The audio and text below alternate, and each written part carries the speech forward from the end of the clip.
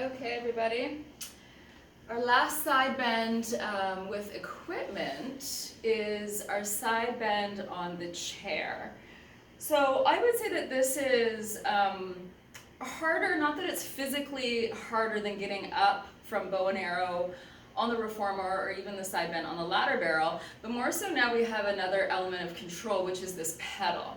So if your issue is more so control through the shoulder girdle and a proper connection through the scapula and that relationship of serratus anterior wrapping into external obliques, this may be more challenging for you. It's also a great place to teach this relationship of a slight external rotation through the humerus into the shoulder joint and how it helps to connect through scapular stability. So this whole link has a connection here. So think of that like gun holster wrapping around.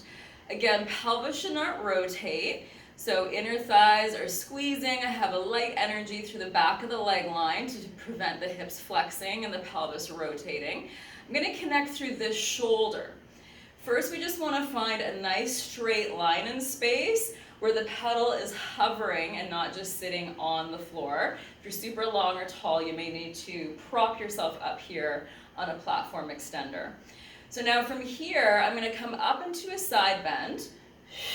The pedal is helping me up slightly, so I need to resist against it with this shoulder girdle. And as I come into my lateral flexion here, I don't want the legs to drop, so I'm keeping the feet in the same height ideally.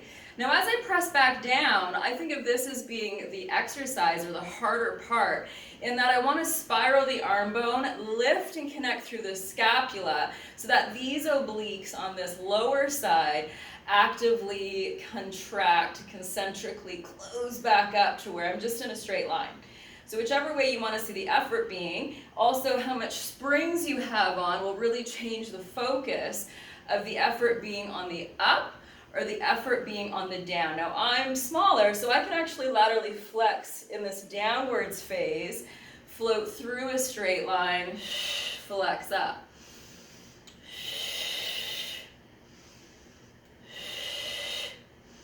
Feeling that arm to shoulder scapula connection, or we could just traditionally come up, find that straight line.